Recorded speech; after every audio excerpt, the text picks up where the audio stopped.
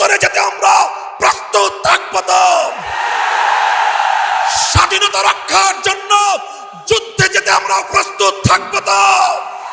যে কোনো অপশক্তিকে বুকের রক্ত দিয়ে রুখে দেওয়ার জন্য প্রস্তুত থাকবে তো? যদি এই গণ অভ্যুত্থানের উদ্দেশ্যকে ব্যর্থ করবার জন্য পাল্টা কোনো প্রতিবিপ্লবের চেষ্টা চালানো হয়, ছাত্র জনতার সঙ্গে কাঁধে কাঁধ মিলিয়ে হেফাজতে ইসলামের সকল নেতা কর্মীরা রাজপথে প্রহরা বসাতে হবে।